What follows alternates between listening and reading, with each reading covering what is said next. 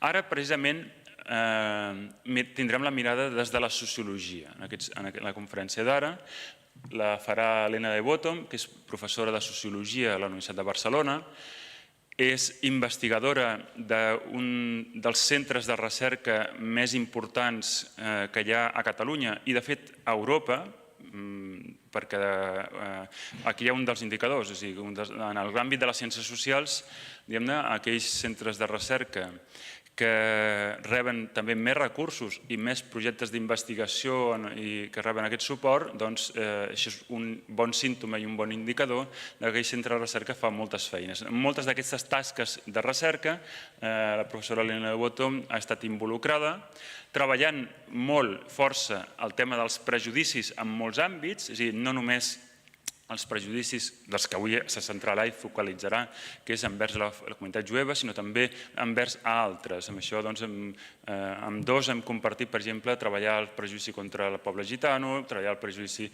contra la comunitat àrab musulmana, etc. Molt bé, moltes gràcies.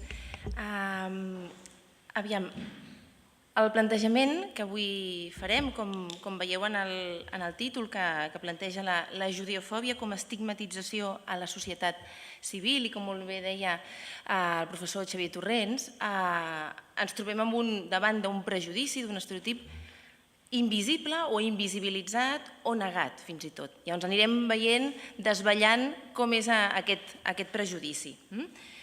Per tant, aniré seguint breument una presentació perquè també ens puguin ajudar a tots, i amb això sí que em volia plantejar 3 punts. Per un costat, una primera pregunta que ahir ja vam abordar al llarg de tot el dia en diverses sessions, de per què parlar d'antisemitisme avui. Avui en dia estem plantejant o que no existeix, o que aquest problema no és tan greu, o que l'antisemitisme va existir llavors, o inclús fins i tot ens trobem, o m'he trobat, alumnes que quan planteges la paraula mateixa d'antisemitisme et diuen: i això què és antisemitisme? Ara l'abordarem.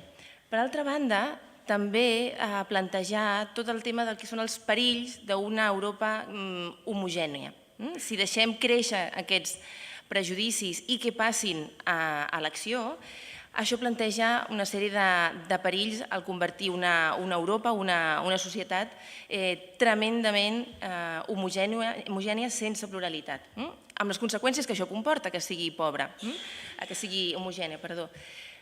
Per últim, un element cabdal, que és el que origina, per tant, el seminari, és i quina és, si partim de la idea que existeix antisemitisme, en què consisteix l'antisemitisme d'avui? Perquè no és el mateix que fa 100 anys, no és el mateix que fa 1000 anys. I, evidentment, no podem acabar només diagnosticant quin és el problema, sinó que hauríem de fer l'esforç i anar un pas més enllà i veure quines són els mecanismes, els elements, les eines que tenim al nostre abast per combatre aquest prejudici. Per tant, la primera pregunta: per què hem de parlar d'antisemitisme? És que hi ha hagut un retorn? O potser hauríem de preguntar: és que ha desaparegut mai? I ahir, en diverses conferències al llarg del dia, justament el que estàvem observant i identificant és que no hi ha hagut una desaparició, hi ha hagut una mutació, hi ha hagut un canvi, però no ha desaparegut. És un prejudici que com a mínim podem parlar de 2000 anys d'existència, si no més enrere. Per tant, és un prejudici, el de l'odi cap a la comunitat jueva, els jueus, amb una gran capacitat d'adaptar-se als temps i a diferents ideologies. Aquest prejudici que podem trobar al llarg de la història ens parla que acusa els jueus, per això diem que s'encarna moltes ideologies diferents, s'adapta, s'acopla, és com un paràsit. Pot acusar els jueus de modernitat i, per tant, de pèrdua de tradicions, però al mateix temps pot acusar els jueus de fort comunitarisme, al mateix temps pot acusar els jueus de ser la classe dirigent, etc., o identificar-lo amb moviments intel·lectuals, comunistes, és a dir, pot passar d'un extrem a un altre amb una gran facilitat. I això en trobarem molts exemples. Depenent del moment històric, del lloc en el que ens trobem, l'acusació anirà cap a un sentit o cap a un altre. Però el prejudici és el mateix. El que canvia és aquest envoltori, per dir-ho d'alguna manera, de com s'expressa el prejudici. En aquest seguiment al llarg de la història i en diferents llocs del món, al final, tots aquests significats el que venen a plasmar és que aquest jueu representa, encarna aquest mal absolut. No és l'únic col·lectiu que ha estat assenyalat o acusat, però sí que ha sigut el col·lectiu on hi ha hagut una persistència més llarga al llarg de la història. Però clar,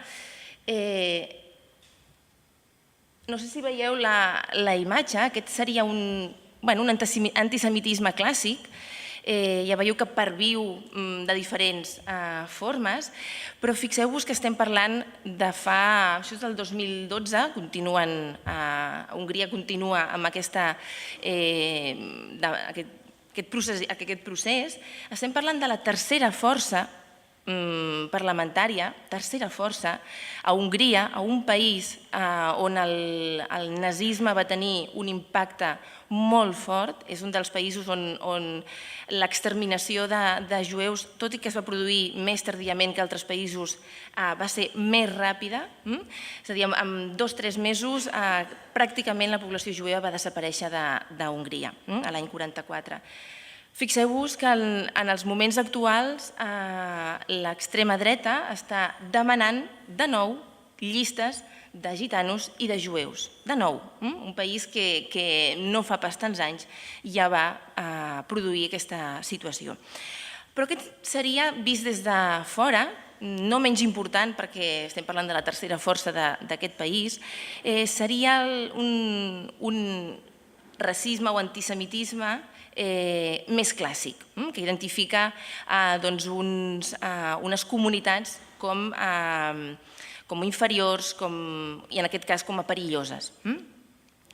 Però hem de veure altres antisemitismes, altres prejudicis que són potser més difícils d'identificar o que no reaccionem amb la mateixa contundència que quan ens trobem amb aquest tipus de notícies.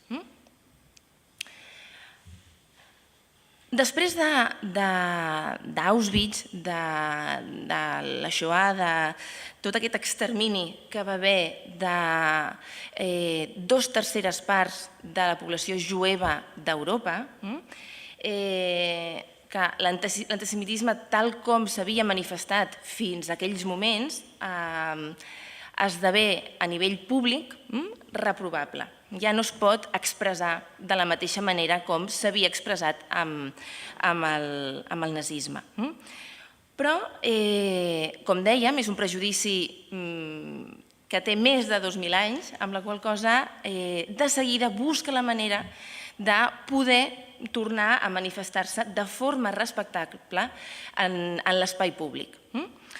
I és això que ens interessa, de veure fonamentalment aquest prejudici, ens interessa veure com s'expressa.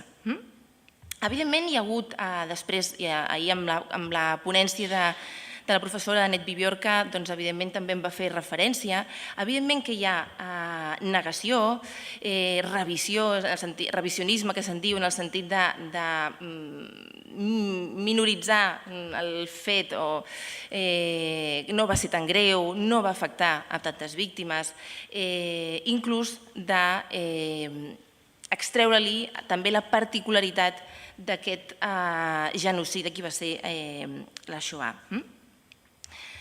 Per tant, en el context actual, ja no només centrat en l'antisemitisme, podem observar amb les notícies anteriors tot aquest augment que hi ha hagut de l'odi, però inclús no només aquest augment, sinó com aquest prejudici passa a l'acció. El prejudici existia, però el que també hem de veure és què permet, quins són els mecanismes que permet que el prejudici bimil·lenari passi a l'acció, a discriminació, a segregació, a l'insult, etc. Què ho fa possible? Veiem que l'extrema dreta o partits populistes, xenòfobs, apareixen al llarg de tota Europa. Desgraciadament en podem trobar actualment a Noruega, a França, a Hongria, com hem vist, a Grècia. És a dir, hi ha una onada de creixement d'aquest odi que comença a ser molt greu. No podem menysprear la situació actual. Per tant, es fa molt urgent d'abordar-ho. Aquests dies ens ocupa aquest prejudici, l'antisemitisme, que, com deia el professor Xavier Torrents, és molt poc conegut en el moment actual. Poc conegut i, a més, desvaloritzat, el que pot ser l'impacte d'aquest prejudici.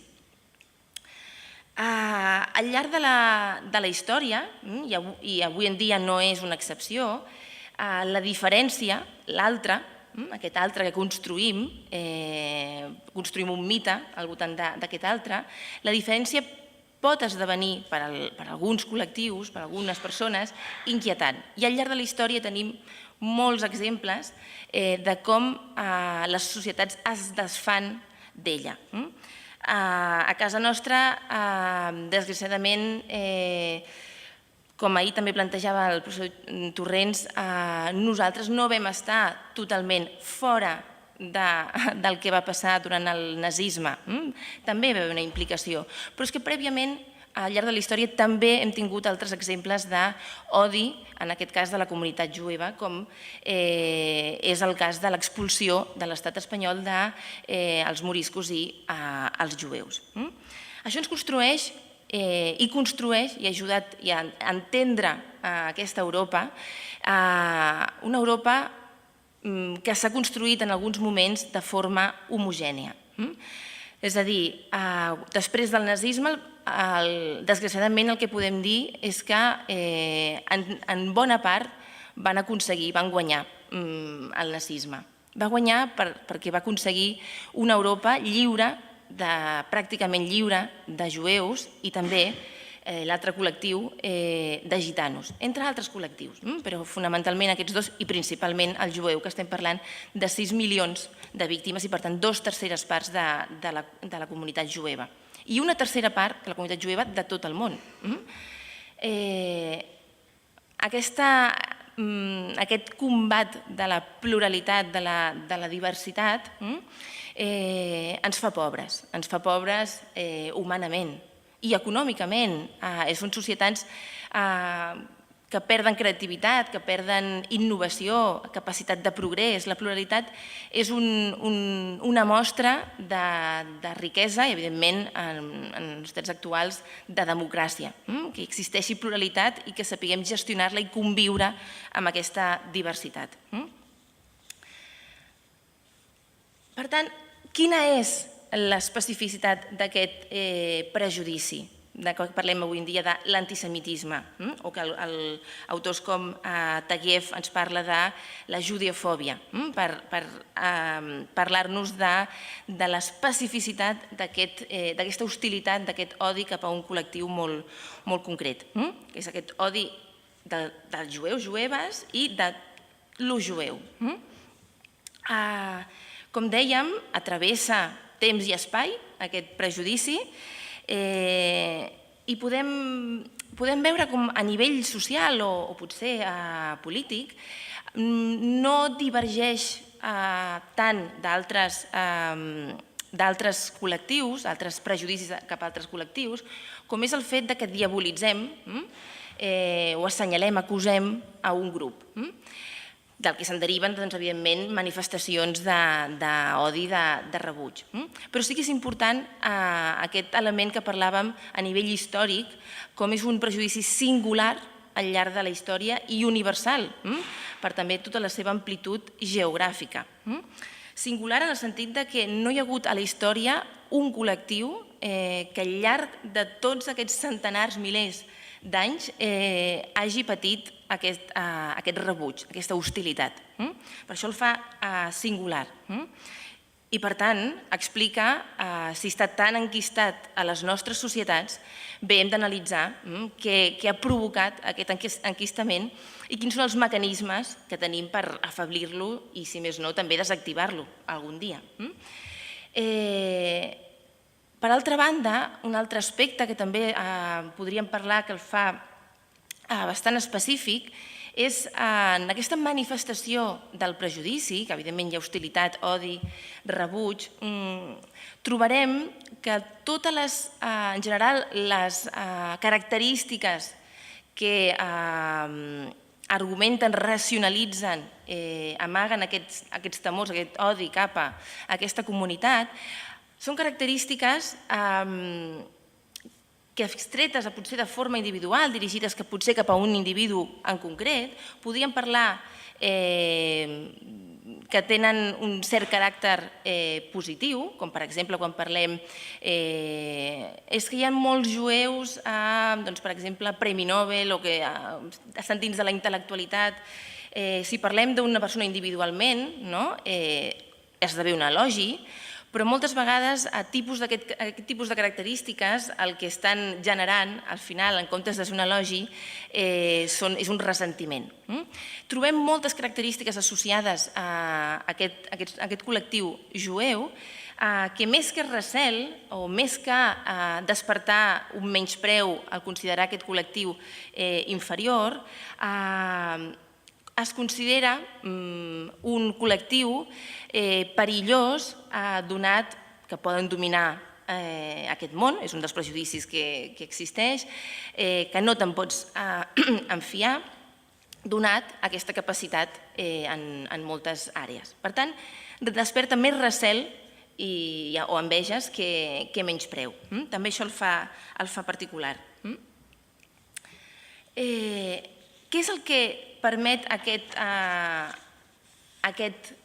prejudici passar a l'acte? El prejudici, dèiem que existeix, què el permet passar? Què el fa possible passar a l'acció? Aquest seminari, quan es va plantejar al voltant del 9 de novembre, que, com recordareu, ens fa referència a la nit coneguda nit dels vidres trencats, la Kristallnacht, de l'any 38. Aquest any, aquesta data, marca també un viratge en quant a l'expressió pública i per tota, amb una gran extensió per la societat, d'aquest rebuig, de forma pública. Aquesta Kristallnacht implica no només vidres trencats, com ens parla el títol, sinó que ens implica va haver matances, va haver pogrom, va haver crema de sinagogues, es van destrossar comerços, van haver violacions, matances, etc. La població jueva, recordem l'any 35 hi havia les lleis de Nuremberg, lleis racials, ja marcaven evidentment clarament i públicament l'exclusió de la comunitat jueva de molts espais públics, de l'esfera pública, de l'educació, de la jurisprudència, de la normalitat en la participació i la normalitat en un espai.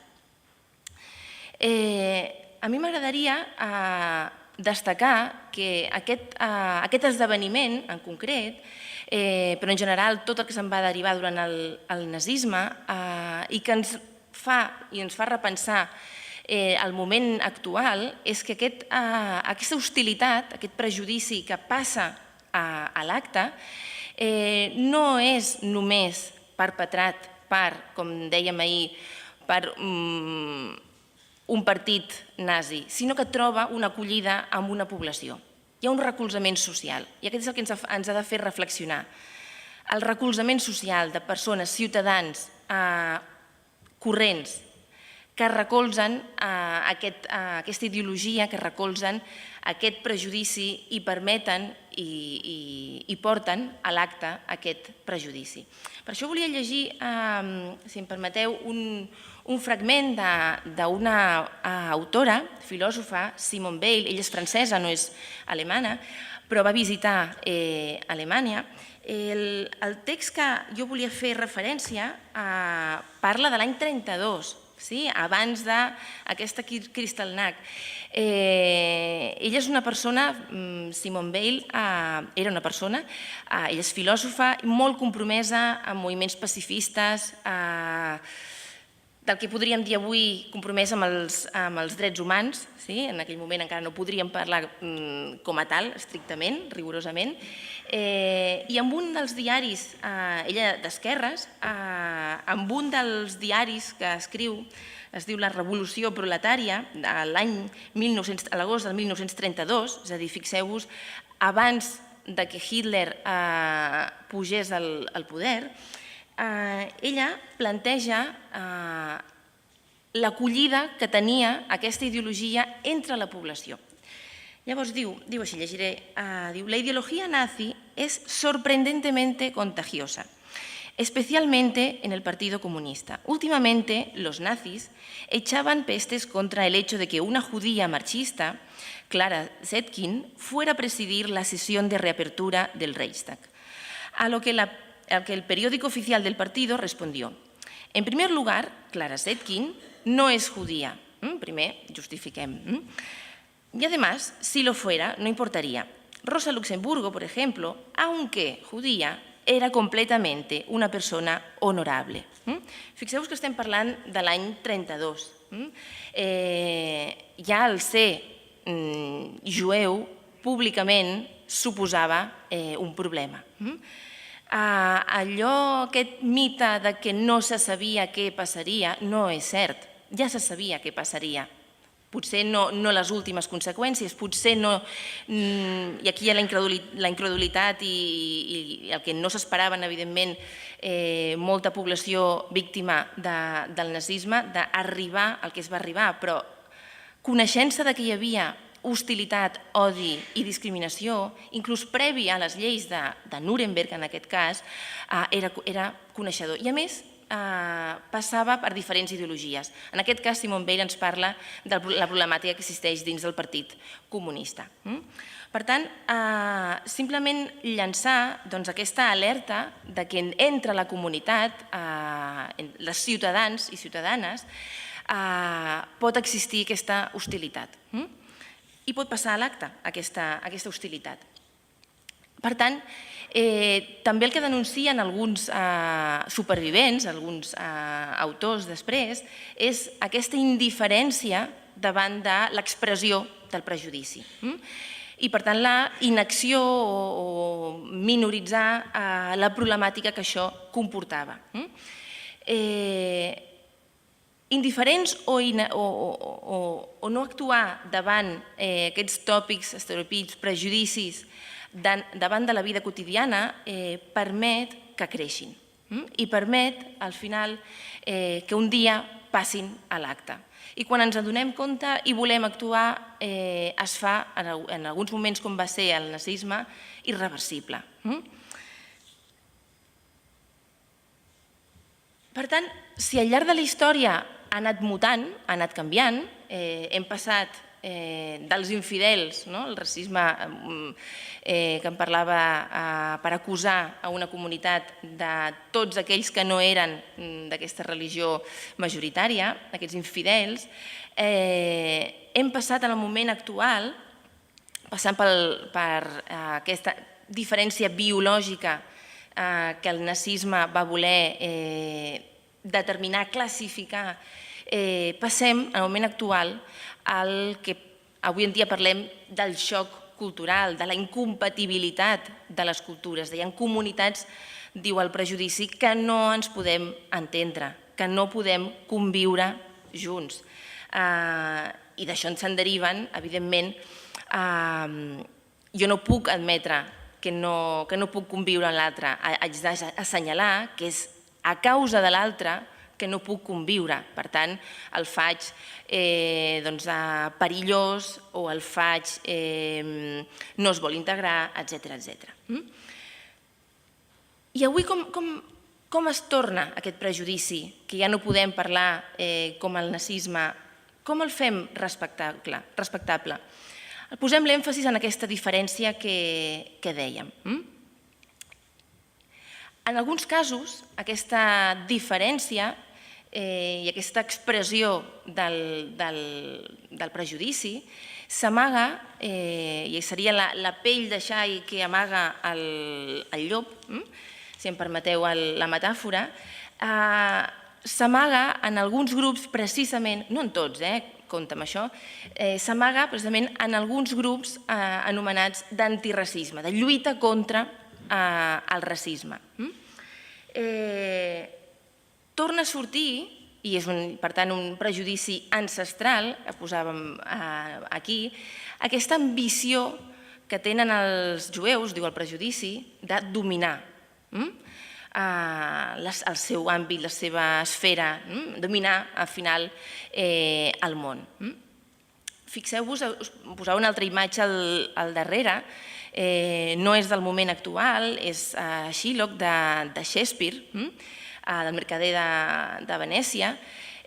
També vull destacar aquesta figura perquè parlem d'una societat, l'anglesa, quan Shakespeare escriu aquesta obra i detalla molt bé aquest personatge, Shylock, estem parlant d'una societat, l'anglesa, on no hi ha jueus, van ser expulsats el 1290, no hi ha jueus. L'obra de Shakespeare estem parlant del 1590, no hi ha jueus en aquesta societat, ha perviscut el prejudici no necessita el col·lectiu en concret per viure, no el necessita. El cas d'aquesta obra detalla molt bé el prejudici existent. Entre els prejudicis domina justament aquesta idea que estàvem plantejant, aquesta ambició cap a la dominació que de forma natural, diu el prejudici, té el col·lectiu jueu. Per tant, en aquesta nova forma d'expressió del prejudici, tornem de nou a deixar les víctimes o les possibles víctimes sense defensa. Ja no cal solidaritzar-nos amb elles, ja no cal defensar-les. Doncs alguna cosa estan fent que no permet que ens solidaritzem amb ella. Com dèiem que és acumulatiu, en el moment actual no fem tabula rasa i partim d'un nou prejudici. Estem parlant d'un prejudici, si ens centrem, per exemple, en l'època mitjaval, de caire religiós, per tant podem parlar d'antijudaïsme, on es repeteix tot el, sense recordar, perquè això ja s'ha parlat en altres ocasions, és un poble deicida, enverina els pous, assassina o mata nens. Passem a l'antisemitisme de caire biològic. Els col·lectius són inferiors, superiors, poden ser menyspreats, d'acord? Com va ser en el cas del nazisme cap a un col·lectiu com la comunitat jueva, i passem al moment actual, i autors com Taguieff ens parla de judeofòbia, perquè el caire és cultural, o la justificació, la racionalització d'aquest estereotip és cultural. Què ens diuen tota aquesta acumulació que va sumant, no fem tabula rasa, anem sumant, i al dia d'avui tornem a confirmar el que en altres èpoques s'ha confirmat, és aquesta maldat del poble jueu. Per tant, què ens passa? Aquesta hostilitat passa a donar importància ja no a la religió, ja no a la raça creada pel racisme, evidentment, sinó a la identitat, ja sigui cultural, nacional, comunitària, religiosa, etc. Però la identitat. Clar, per tant, avui en dia com expressem aquest prejudici que ja al llarg del dia d'ahir ja vam veure alguns aspectes? Amb aquesta identificació de la comunitat jueva amb un estat com és el d'Israel.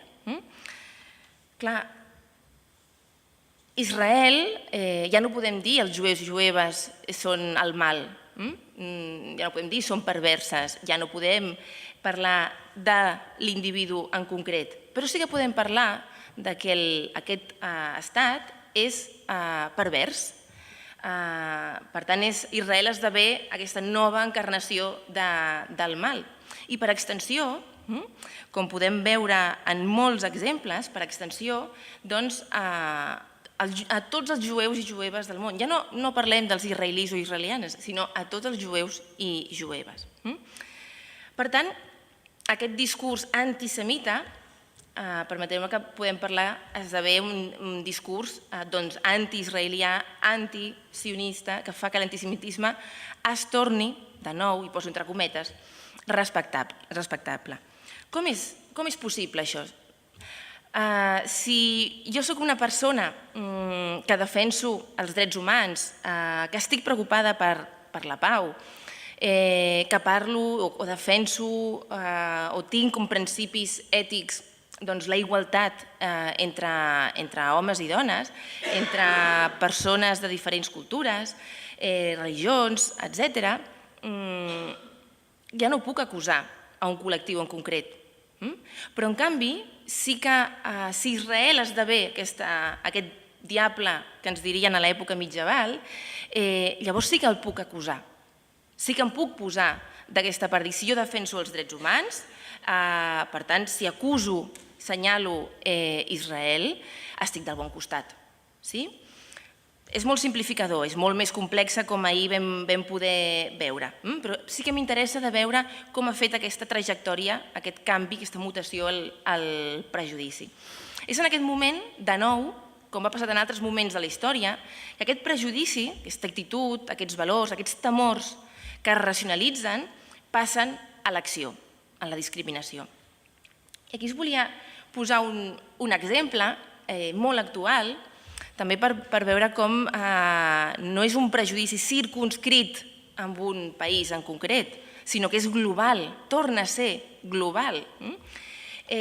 Volia posar-vos l'exemple agost del 2013, és a dir, fa uns mesos només, es cancel·la, i ara veureu la relació, es cancel·la un concert del grup a Music Ska Band a les festes alternatives de Manresa.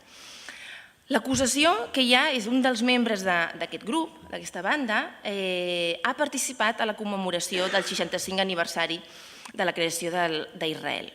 Aquesta banda de música, quan estaven als assajos de música, a punt de començar en el concert, i observa que a tot al seu voltant hi ha cartells penjats on el que posa és això, fora sionistes racistes de les nostres festes. Clar, ells demanen d'on prové això, si l'organització està involucrada en això, l'organització nega que ells directament hi estiguin involucrats, però que no poden impedir que altres grups s'expressin. Demanen que, evidentment, pateixen per la seva seguretat. Si estem parlant de grups antiracistes, on en alguns casos no tenen, dins del seu ideari està el que s'entén passar a l'acció, doncs evidentment pateixen per la seva seguretat en ple segle XXI i després del que va representar la Shoah. La banda de música, davant de la no implicació de l'organització, de no retirar els cartells, de no garantir la seguretat d'aquest grup i, a més, de proposar que la persona en qüestió, en aquest cas aquest noi que surt a la fotografia, l'Eric, membre de la banda, la proposta és que toqui la banda però sense el membre del grup. No, som una banda i som un col·lectiu i volem, evidentment, ens solidaritzem amb aquest company nostre. Davant d'això, anul·len, a hores de començar el concert, anul·len el seu concert. Les xarxes socials, que també és un bon termòmetre del prejudici, evidentment hi ha tot un diàleg, si es pot dir així entre cometes, diàleg, entre bàndols, entre posicionaments diferents. Evidentment el posicionament que parla de la igualtat està plantejant que si parlem d'igualtat, aquest col·lectiu, podem mantenir un debat sobre el que ahir van convidar moltes vegades a parlar del conflicte del Pròxim Orient, jo no entraré, perquè no era la qüestió del seminari, a parlar-ne sobre el conflicte, entrar en diàleg. En aquest cas no permet el diàleg. Quan estem parlant aquesta acusació de fora sionistes i racistes, no permet el diàleg. Fruit d'aquest, o l'expressió d'aquest prejudici, i agafo un tuit, he tret evidentment la fotografia i el nom, perquè no m'interessa assenyalar en concret una persona, desgraciadament ho podem trobar massa freqüentment en moltes persones. Entre els meus alumnes no és la primera vegada que m'hi trobo. És difícil abordar aquests temes amb determinats alumnes. I fixeu-vos que per tal de justificar aquest prejudici, aquesta racionalització del prejudici, fixeu-vos en un dels tuits ens diu: si no permetem nazis als nostres espais, no entendria per què hem de permetre sionistes. No hi veig la diferència.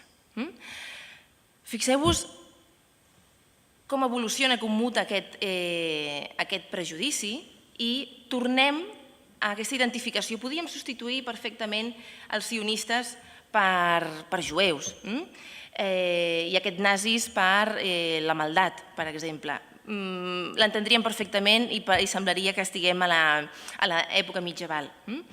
És justament d'això el que estem parlant. Aquest conflicte circumscrit geogràficament en un espai es torna global.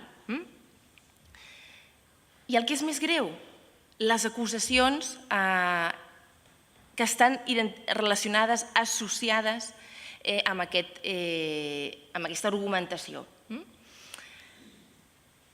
Fixeu-vos, torno enrere un moment, fixeu-vos la perversitat també de l'estereotip. Ens parla de jueus, indirectament, de jueus i nazis. És d'una gran perversitat aquesta associació. I vol dir que la crítica a Israel no és possible? És clar que sí. I tant que sí que és possible, com podria ser-ho de qualsevol estat.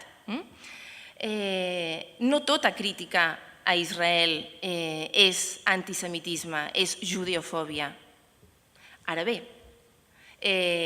moltes de les crítiques fetes a Israel és judeofòbia o antisemitisme, concepte més clàssic. Per tant, en el moment actual, si volem parlar d'antisemitisme, és inevitable que treballem no tant el conflicte en si mateix, sinó el com s'aborda aquest conflicte. És inevitable avui en dia que ens hi posem a sobre. Ara bé, sí que és important de distingir quin és el límit, la frontera del que pot ser criticable, del que no és criticable. Què separa? Quin és el límit que fa passar una crítica a convertir-se en judeofòbia, en antisemitisme? Ahir també en parlàvem. Evidentment, hi ha una crítica legítima al que podria ser a determinades polítiques del govern d'Israel. Podríem parlar també del conflicte, de com s'està actuant en alguns punts. Podríem discrepar. I, de fet, ahir també ho vam fer palès, la societat israeliana és profundament plural, perquè és una democràcia, és profundament plural i té una gran diversitat i discrepància en moltes qüestions del seu país. Però precisament perquè és una democràcia permet el dissens. o precisament la democràcia permet que hi hagi dissens. Ara, el límit, la frontera està quan aquest prejudici, aquesta crítica a Israel, el que planteja és el propi qüestionament a l'existència d'Israel, a convertir a Israel com il·legítim, no té dret a existir. Fixeu-vos que és un dels pocs, per no dir potser l'únic, la comunitat gitana també no s'ha plantejat això, però és un dels pocs col·lectius, pobles, que no se li permet el desitjar o el voler o el lluitar per un estat, una nació, amb altres estats, amb altres processos d'independència, de creació d'estats, de reivindicació d'estats, doncs pot haver opinions a favor i en contra, però no hi ha una unanimitat per fer-lo il·legítim. Per tant, de negar a un poble el dret a tenir un estat. Moltes democràcies tenen el que li passa a Israel, parlàvem d'aquesta crítica legítima, doncs evidentment moltes democràcies tenen contradiccions internes, Israel no és una excepció. No em centrarem en què passa dins d'Israel, però sí que pot posar alguns exemples d'altres societats, i en concret vaig a l'estat espanyol, per totes aquestes contradiccions que qualsevol societat democràtica pot tenir, especialment respecte al que és la definició de ciutadania. Què és ciutadà o ciutadana? Totes les contradiccions que es plantegen. I agafo un exemple que no és Israel, tot i que parla d'una valla, d'un mur, no és Israel. En aquest cas seria la valla que hi ha a Melilla. Hem fet un zoom, no sé si veieu la imatge d'aquesta reixa. L'any 2007 es va prohibir, en aquesta reixa, sembla increïble, però hi ha una mena de ganivetes. L'any 2007 ja es van retirar, donat tots els problemes, ferides que van crear a població que volia creuar la frontera, sobretot població d'Àfrica Negra.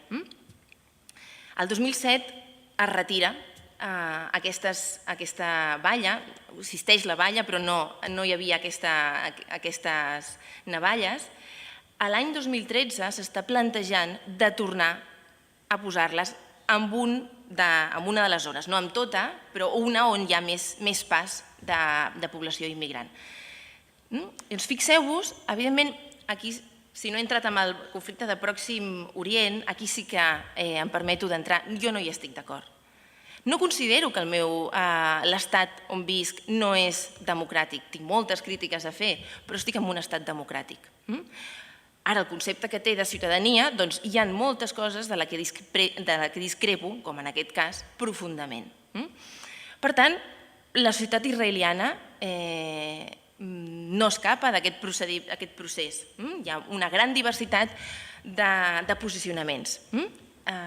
I, de fet, dins d'Israel trobem, com també ahir es va fer esment i veurem molt breument, hi ha molts moviments, moltes entitats, molts actors, autors en particular, que es manifesten a favor de convivència, que parlen de diferents conceptes de ciutadania. I això és el que a mi m'interessa especialment i que fa, evidentment, que no podem criminalitzar a Israel com en si mateix amb aquesta idea de la maldat o un país racista, com ens deia no vol dir que no hi hagi racisme, malauradament és internacional els prejudicis, el racisme, com estem veient, però evidentment no podem estendre de forma monolítica. I per això, agafant un concepte que ahir Anet Bibiorca també ens plantejava per parlar d'aquesta globalització de l'antisemitisme, ella ens parla de l'antisemitisme o l'antisionisme redemptor. on el que ens parla aquest prejudici ens diu justament la desgràcia d'aquest món prové d'Israel. Per tant, com dèiem abans, si desapareix, s'acaben els problemes. Bastant simplista la solució, però de greus, molt greus, conseqüències. Per què parlem d'aquesta globalització? Per aquest antisionisme redemptor. Ahir mateix Annette Vivier ens posava l'exemple de les perifèries a França, on apareix aquest nou antisemitisme, on molta població que pateix també al seu torn discriminació, pateix situacions d'exclusió, de pobresa, etc. Aquesta situació l'atribueix, l'associa amb aquesta situació internacional, aquest conflicte al Pròxim Orient i, per tant, aquesta associació del prejudici amb l'estat d'Israel. Per tant, es construeix, i no només pels mitjans de comunicació, sinó que el construïm, la societat el construeix, moltes vegades els mitjans de comunicació tradueixen aquest prejudici, construïm aquesta propaganda antisemita que avui en dia s'expressa a través d'aquest anti-Israel, que intenta legitimar universalment aquesta negació i destrucció del propi estat. Doncs fixeu-vos que hi ha una associació entre sionisme i racisme, com hem vist abans. La resolució de la ONU de l'any 1975 fins a l'any 91 ens parla de sionisme és una forma de racisme i de discriminació racial. Durant tots aquests anys, la ONU, amb una resolució, manté aquest supòsit.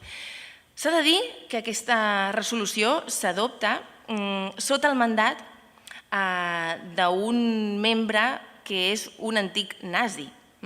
Tot queda dit aquí. Hauríem de qüestionar què ens passa.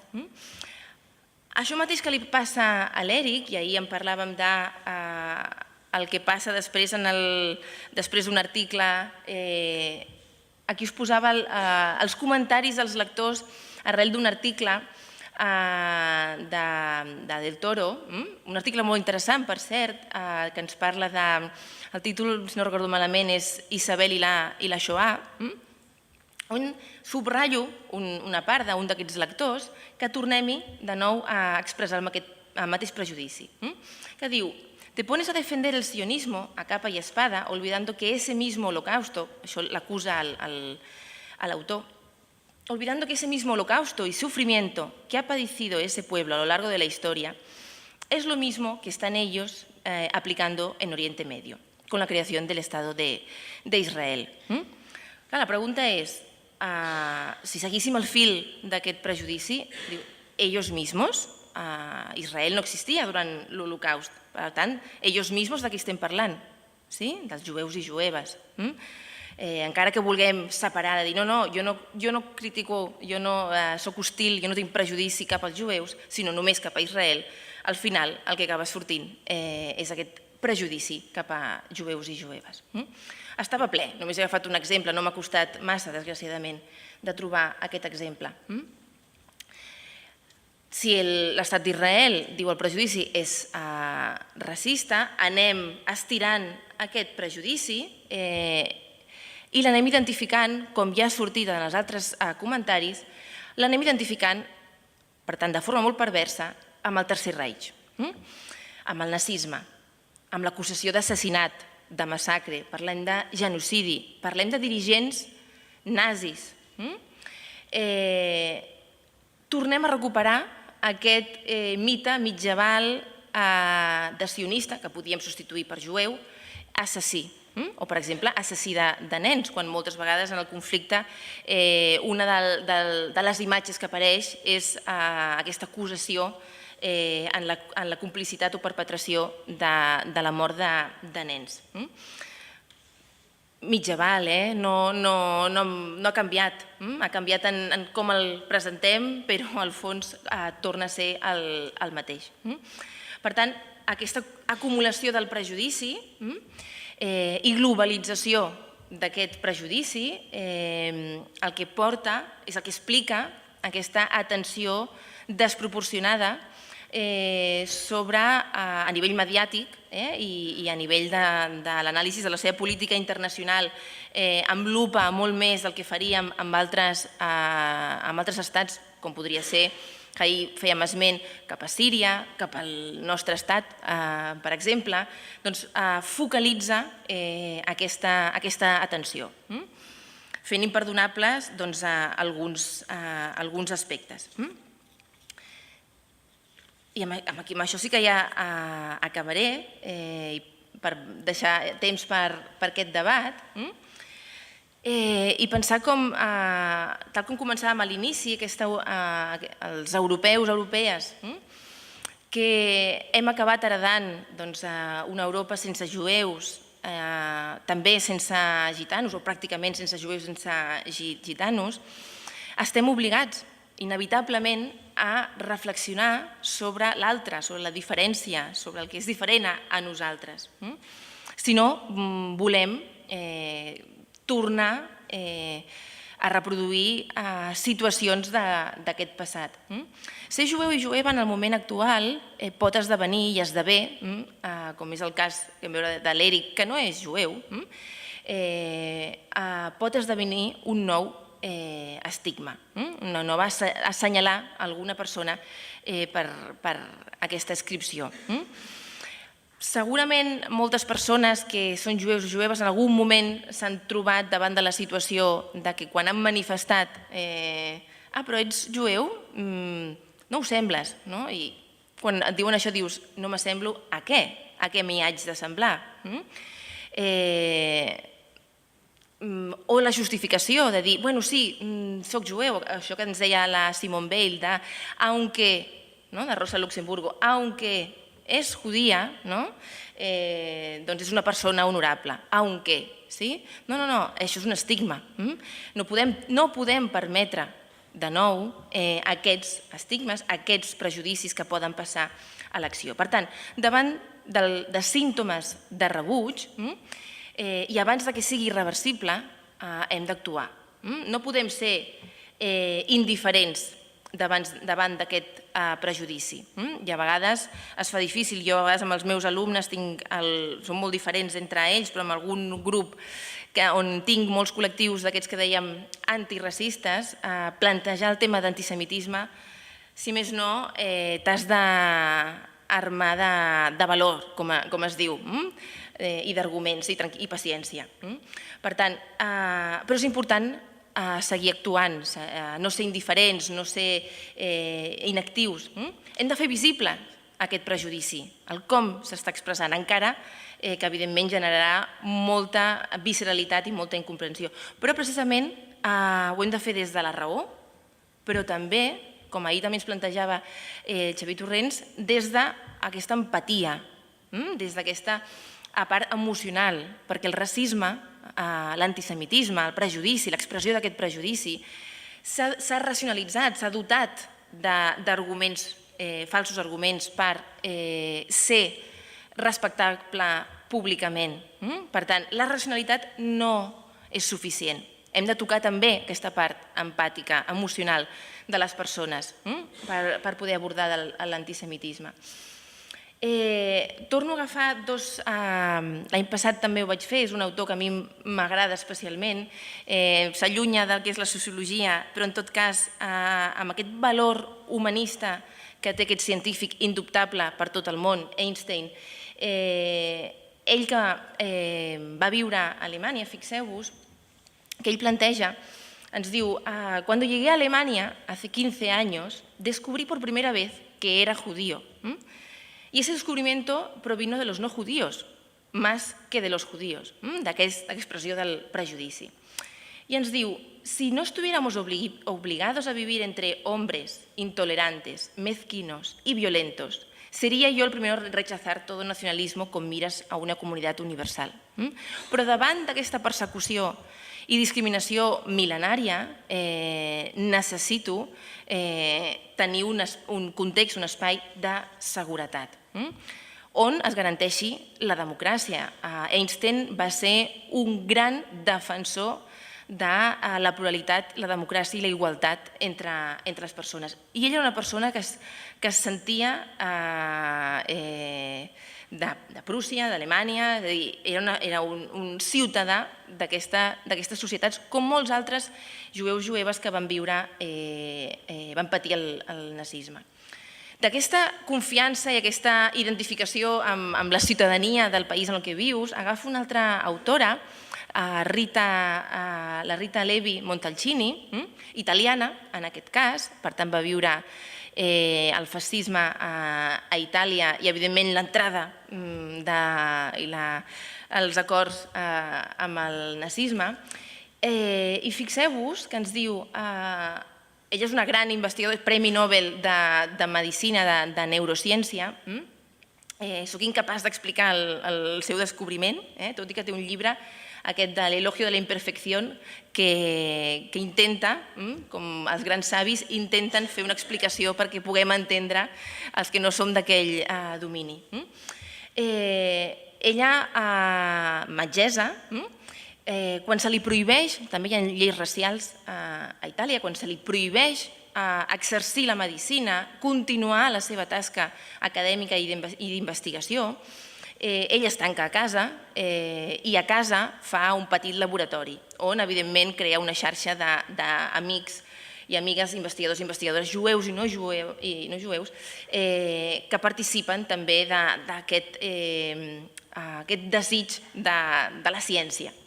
Fixeu-vos que, enfrescada com estava, conscient, evidenment, dels perills, ens diu: aunque solo sabíamos en parte lo que había ocurrido y estaba ocurriendo en los países europeos invadidos por los nazis, fue una locura no tomar medida para protegernos en los 45 días del armisticio. La confianza en los conciudadanos arios que nos acogieron con alegría, unidos todos por el común odio al nazismo, y nuestra absurda convicción de que en Italia no podría ocurrir lo que sucedía en otros países, fueron la causa de esa actitud inconsciente.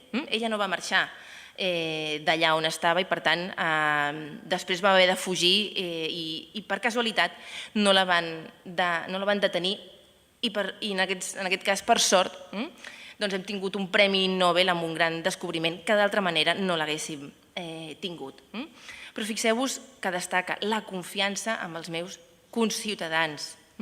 És a dir, fins molt evident, jo em sento part d'aquella societat, com li passava a la Rita, no em puc creure que amb les persones amb les que comparteixo una identitat similar o alguns aspectes de la meva identitat puguin en algun moment expressar aquest odi cap a la meva persona. I agafo una altra història que tots coneixereu i que Marshall Ganz, un autor polític, ciències polítiques, un professor de Harvard, també jueu per la seva part, li agrada utilitzar aquest exemple per parlar de la necessitat d'actuar, de no restar impassibles o indiferents davant del prejudici, sigui o no el col·lectiu víctima afectat d'aquell prejudici. I agafa l'exemple de David i Goliat, que tots aquí segurament coneixereu. No explicaré la història, que és molt maca, però aquest David, sí que em centraré en això, aquest David, quan el rei decideix que es rendeix, ell diu: no pot ser que el meu poble es rendeixi, no, em nego, i que aquest David, un pobre pastor de cabres, diu al rei: jo em presentaré, jo lluitaré contra aquest exèrcit. Demana-li que agafi el lluitador, el soldat més ferotge que tenen, que jo m'enfrontaré amb ells. El rei diu: no, home, és que això vas amb una mort però instantània. David, quan el rei li posa, evidentment, l'armadura, l'espasa, no la pot ni aixecar, és un petit pastor de cabres, ni es pot aixecar amb aquella armadura. I ell pensa: quina és la meva fortalesa? Quina és? Haig de fer servir la meva fortalesa. Hi ha molts moments de la història que, aprofitant, malgrat ser una força molt dèbil, quan saps utilitzar les fortaleses, les habilitats que tens, pots combatre aquestes adversitats, o com a mínim reduir-les. La història la sabem. David, malgrat tot pronòstic, guanya a Goliat. Per què? Perquè fa servir les habilitats que sap. En aquest cas és la onda que sap fer servir, la fona. Què ens diu Marshall Ganz per actuar? Mans, cap i cor, que traduït més acadèmicament seria, doncs, evidentment, tota la fortalesa de la ciència, i és la pregunta després, quina és la fortalesa de la ciència de la societat civil? Doncs, evidentment, al cap tenim l'argumentació, buscar el compromís i la búsqueda de la veritat, evidentment, el cor, que estàvem parlant de les emocions, i, evidentment, l'acció, són les mans. Necessitem aquesta combinació dels tres aspectes per poder, si més no, combatre aquest prejudici o reduir-lo. Llavors, des d'una perspectiva dialògica, com diu la paraula dialògica, ve de diàleg, des de la ciència, i aquí des de la societat civil plantejo la pregunta oberta a tots i a totes, què podem fer davant d'aquest prejudici? Des d'aquesta perspectiva dialògica hem de construir tot el que són condicions per un diàleg, des d'evidentment la raó i evidentment des de l'empatia, des de l'emoció, des de moltes altres àmbits, mitjans de comunicació, entitats, societat civil, en definitiva. Sí que podem visibilitzar, en aquest cas em centrem en alguns moviments de pau. Si hem de parlar del Pròxim Orient, parlem també d'aquesta pluralitat democràtica que existeix al mateix Israel. Aquí agafava, per exemple, el cas d'aquest fòrum d'Arabs for Israel, d'una dona que ella és palestina, i Peace Now, fundat i encoratjat per Amos Oz, en aquest cas. O, per exemple, Hand to Hand, que són aquestes escoles que existeixen a Israel, on tenen una població diversa dins de l'escola i com des de l'educació treballen aquesta pluralitat, tant d'alumnes com de professorat.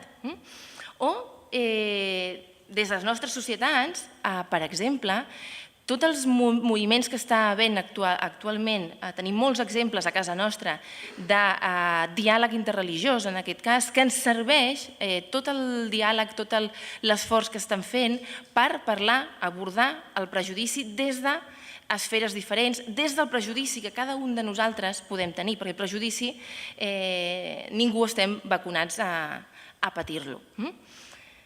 I amb això no m'allargo més i deixaríem aquí.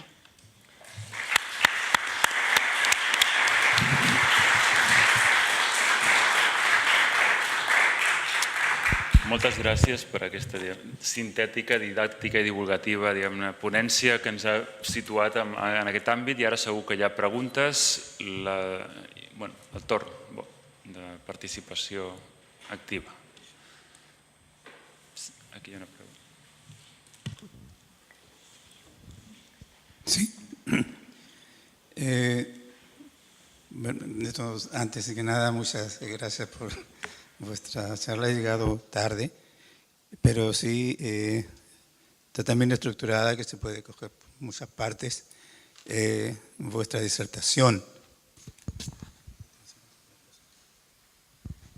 He apuntado dos cosas que creo que sería un camino para luchar o contraponer las ideas antisemitas que hay a nuestro alrededor. Dejemos de lado que en España siempre ha sido antijudía. No se ama al judío en un país donde no hay judíos. Relativamente en España pues no hay judíos en mucho tiempo.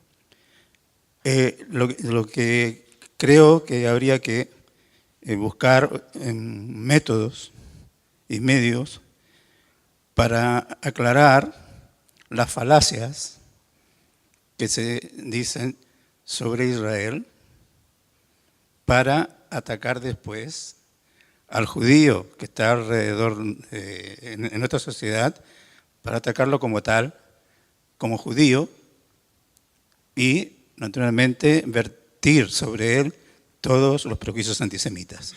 No sé si me explico. Y el otro es buscar también, digamos, una forma pedagógica, en todos los ámbitos de la enseñanza, los elementos para combatir las respuestas que se dan cuando se explica sobre el problema de Israel, esas respuestas ad hominem, es decir, tú más, para después volver otra vez a hacer ese bucle, buscar Israel, judío, antisemitismo. Y eso es para mostrar, digamos, lo que es realmente el judío de hoy, incluso como producto de una cosa, algo que es más grande de la historia contemporánea, que es la creación del Estado de Israel como tal, como Estado. Ver también, y se da muy poca publicidad a lo que está haciendo Israel en el seu entorno.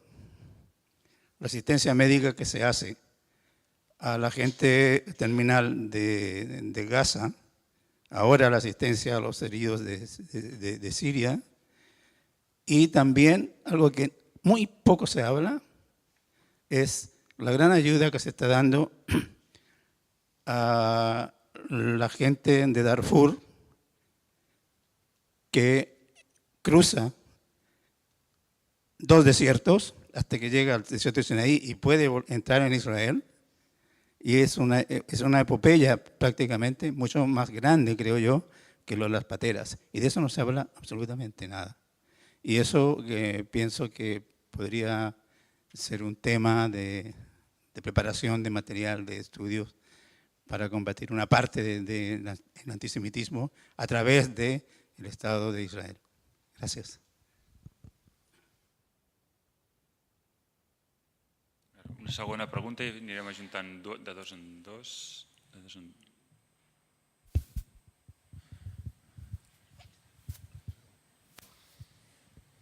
Ante todo, mi elogio por su disertación y mi disculpa porque los viejitos somos como los chicos, nos levantamos tarde. Ayer lo que voy a decir a continuación es una respuesta que no la dio en su esencia el muy buen disertante, porque era una respuesta que él estimaba que escapaba a su rol de historiador. Y lo voy a leer a continuación. Si los judíos de Israel hubiesen muerto y desaparecido, o no hubieran existido, creemos que lo habrían creado para así tener un reservorio inacabable, en el cual se puede dejar impunemente la catarsis del mundo. Esa cultura morbosa, evidentemente, es una patología social que los sociólogos no han querido, en general, ¿no?, o sabido diagnosticar. ¿Por qué será?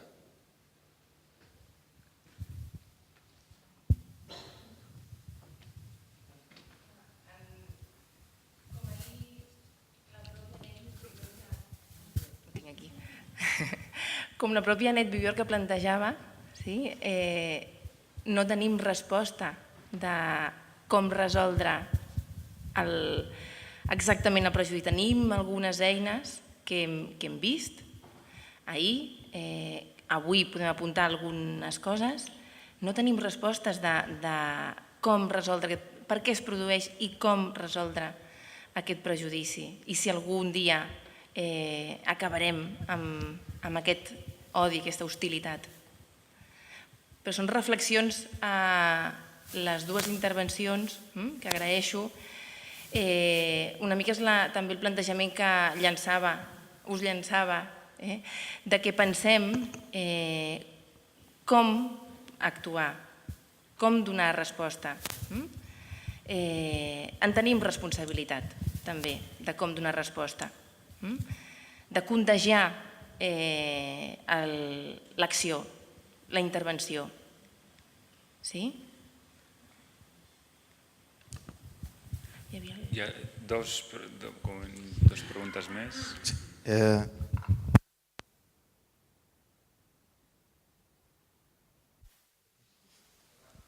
Hola, sí, ahora sí, perdona. No, quería hablar un poco de dos cosas distintas. Una del estigma, ¿no? Es una anécdota de un amigo, es que judío, iba a su despacho a trabajar y la gente se llevaba las galletas a compartir. Entonces siempre tenía un amigo que le decía, mire, el judío tacaño no nos trae nada, ¿no? El judío tacaño, y día, bueno, sí, broma. Bueno, un día el judío, este amigo mío, les lleva galletas a todos. Bueno, dice, ahora ya está, ¿no? Y el tío dice, mire, el judío trae galletas para que no le llamemos tacaño. Entonces, independiente de la acción, en algunos momentos el estigma se mantiene, ¿no? Y creo que eso es importante, porque quizá cuando analizamos y tú has dicho al final, pero muy razonable, de razón, no es así, no son cosas que dependen de nuestras acciones, ¿no? Y es a nivel personal. Pero hay una otra cosa que yo miré cuando has hablado de la evolución del antijudaísmo, antisemitismo hasta la judeofobia. Mi cuestión es que, no sé si tratas eso en algún tópico, pero es que en algún momento eso siempre sirvió como herramienta de algún poder. Claro que la gente tiene acumulable eso por dentro, pero primero la iglesia utilizó porque le interesaba.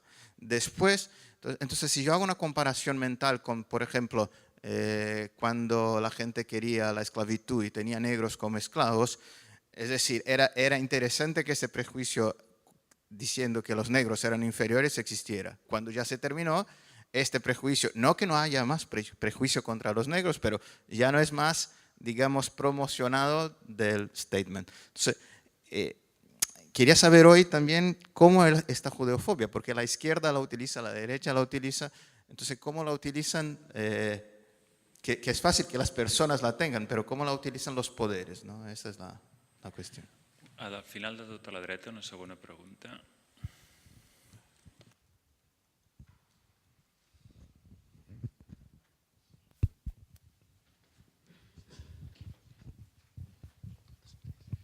Hola. Allí dos dels presentadors van dir que al seu parer, segons les estadístiques, Espanya és l'estat més antisemita d'Europa. Jo li pregunto a vostè, com a sociòloga, com aquí jo no conec, a diferència de França, incidències de casos violents on hi ha hagut jueus físicament agredits i que per això han decidit abandonar l'Estat, com dic, a diferència de França, m'agradaria saber quina és la seva apreciació d'aquesta data, si vostè estaria d'acord amb aquesta afirmació.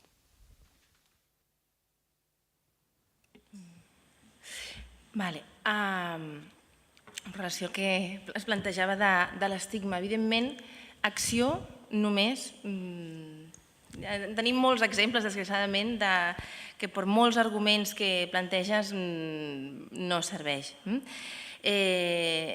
Però no hem de llançar la tovallola, no hem de defallir, hem de persistir en això, perquè si també abandonem aquesta acció, encara les conseqüències o el creixement d'aquest prejudici encara pot ser més elevat.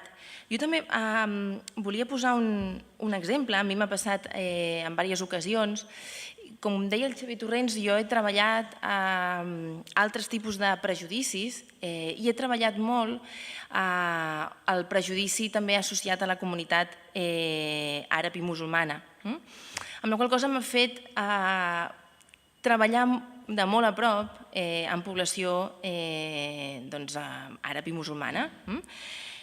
O si parlem de tradicions religioses, doncs musulmana en concret.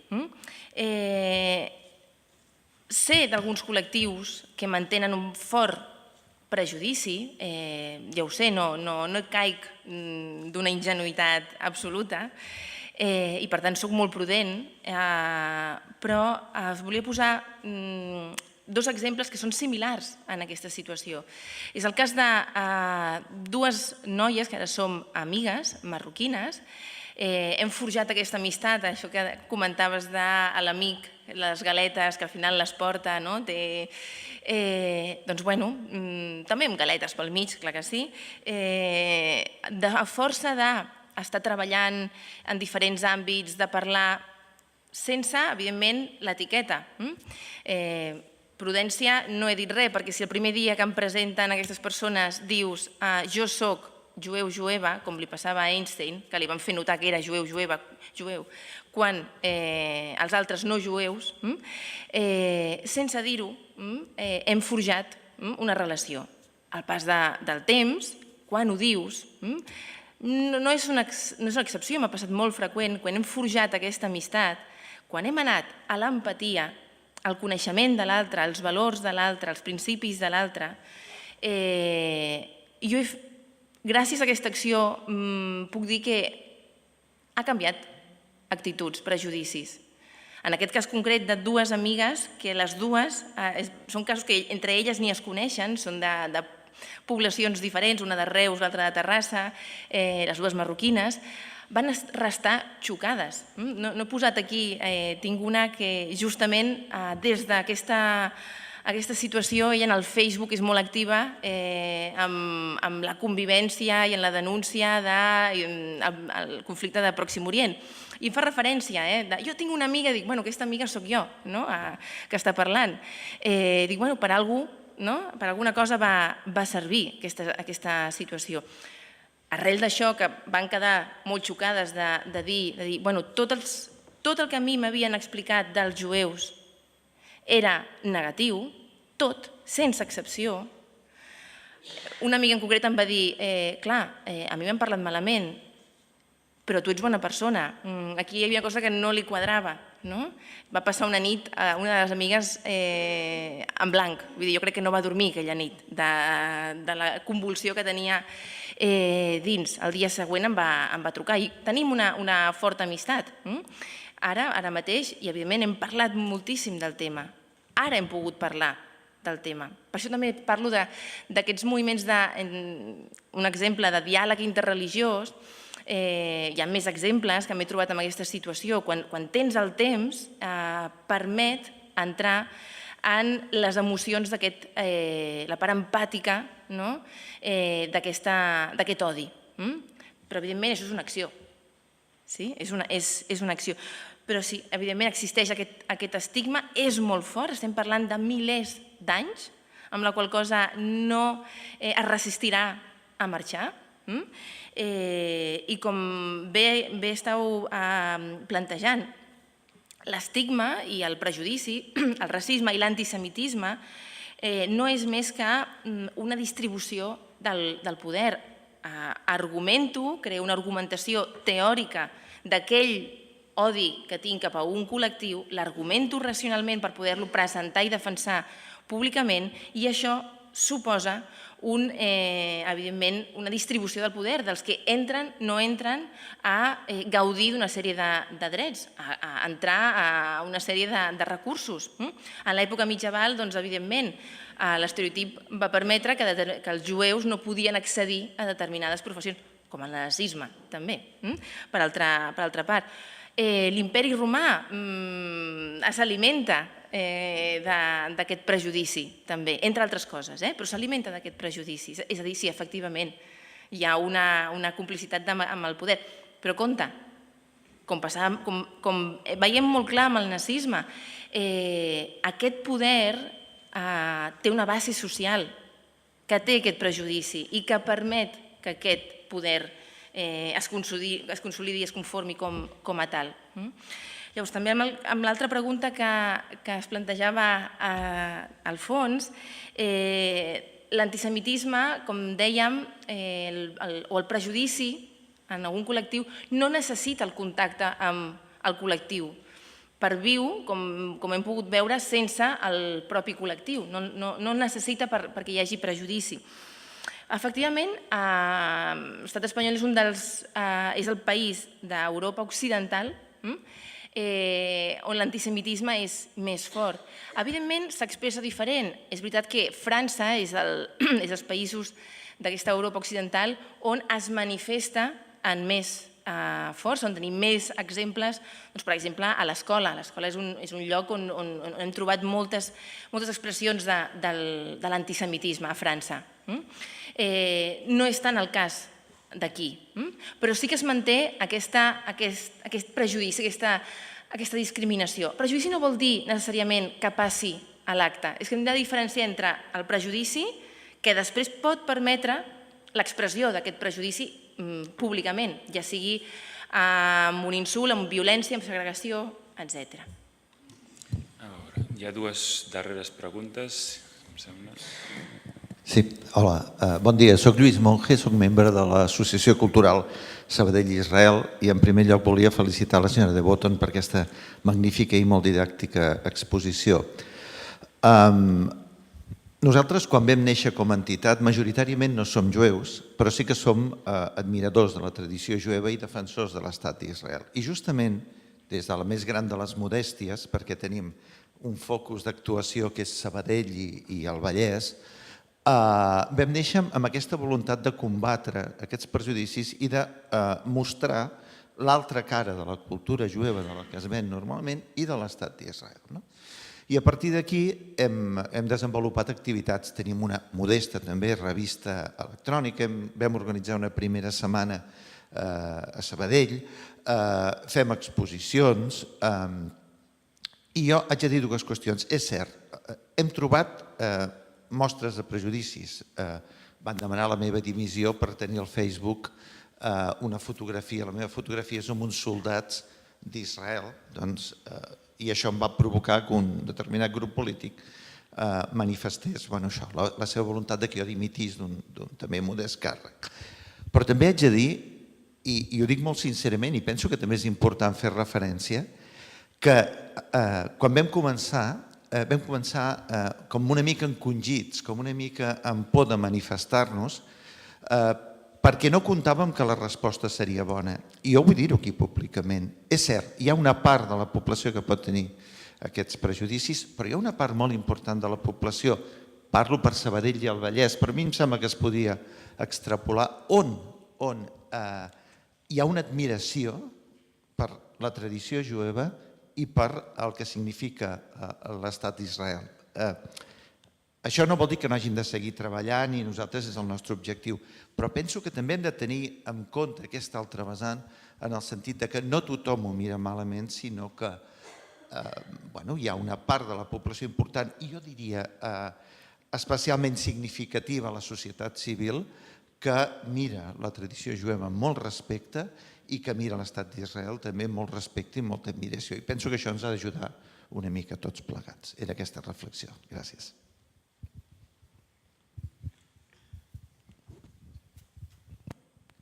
Sí, hola. Jo mateix?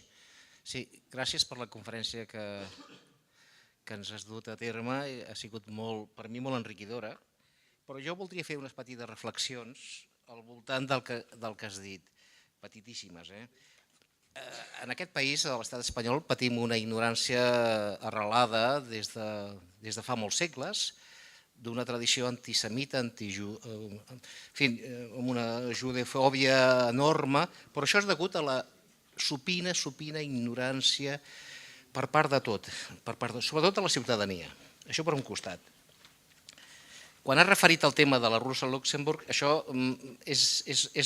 i acaba aquest senyor que acaba de fer aquesta intervenció, de dir, posa la foto vestit de soldat israelita en el seu Facebook, i està clar, l'esquerra en aquest país, l'estat espanyol, l'esquerra i la dreta polítiques i sociològiques, jo crec que s'haurien de refundar i del replantejament profund envers, i això està lligat amb el racisme, amb la no violència, en fi, amb els moviments per la pau, etc. Jo crec que l'esquerra sociològica i política d'aquest país s'hauria de refundar, és a dir, no solament aquí, sinó de tota Europa. Pel que fa al tema del debat interreligiós, està clar, venim de la mateixa branca, del mateix arbre abrahàmic, per tant, aquestes tres religions monoteistes, sí, està clar, però jo, personalment, és una afirmació i la faig amb molta contundència i rotunditat. Jo estic per la construcció d'una Europa laica, en la qual les religions... Hi ha un pòsit en el qual aquest pòsit religiós ha malbaratat la convivència, ha malbaratat i ha provocat aquesta judeofòbia, antisemitisme, islamofòbia, i per tant no crec que el debat, aquest ecumenisme interreligiós sigui, és una opinió, és una opinió meva, sigui fructífer. De totes maneres, i vehiculant la resposta anterior, jo me n'en recordo als anys 70, des de l'esquerra opositora a un règim feixista que teníem aquí, visitàvem els quibuts, anàvem a Israel, des de l'esquerra, pel que significava sociològica, política i socialment socialitzadors. És a dir, i ara, aleshores, d'ençà dels 70 cap aquí, l'esquerra ha canviat. Bé, la Constitució de l'Estat d'Israel no és, és a dir, aviam, has fet l'esment de l'època dels romans, vull dir, Palestina data de fa 2.000 anys, clar, l'estat d'Israel és més antic. Res més. Gràcies.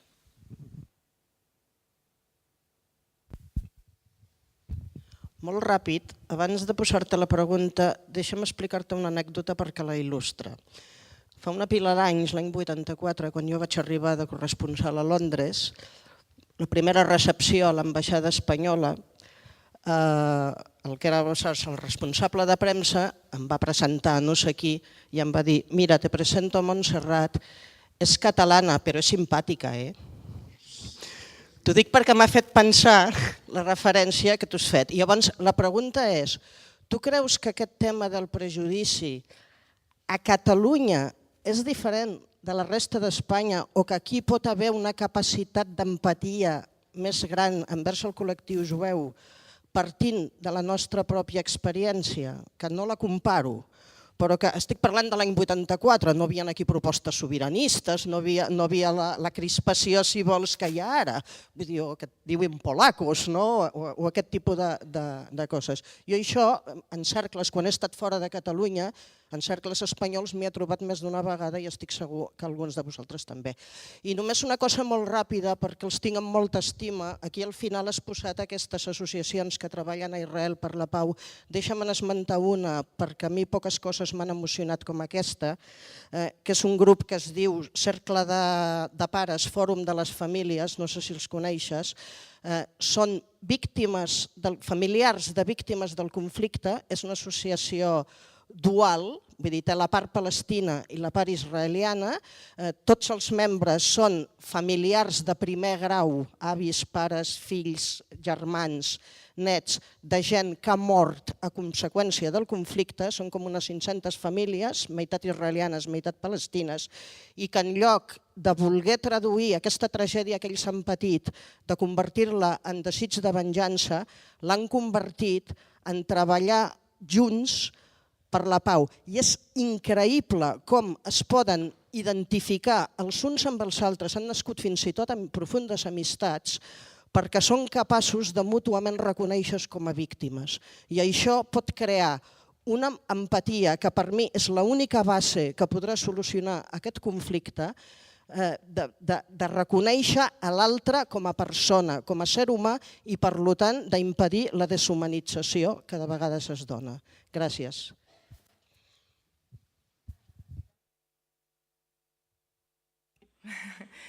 També, molt ràpid per donar pas a la següent conferència i no endarrerir més.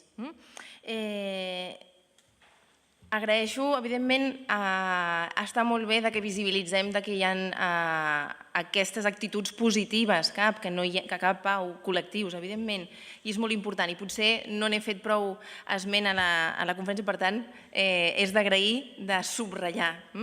La meva pretensió al final també era parlar una miqueta d'això, de la voluntat que també tenen col·lectius molt diferents a simplement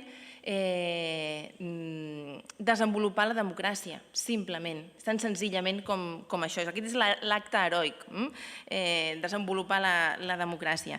Llavors, com deia, en els països àrabs i en els països de majoria musulmana també trobem casos de convivència, també en trobem casos d'odi, però l'odi, i així reprenc amb l'última intervenció, l'odi és internacional, existeix, és que és global, el prejudici és global. Llavors jo no vull entrar tant en si Espanya o Catalunya té més, menys, és a dir, el prejudici és global. Hi trobarem gent de Catalunya i Espanya que tenen prejudici i el que no. Evidentment, la situació de també ser una altra minoria podria permetre, però tampoc vacuna, podria permetre ser una mica més sensible, però no vacuna.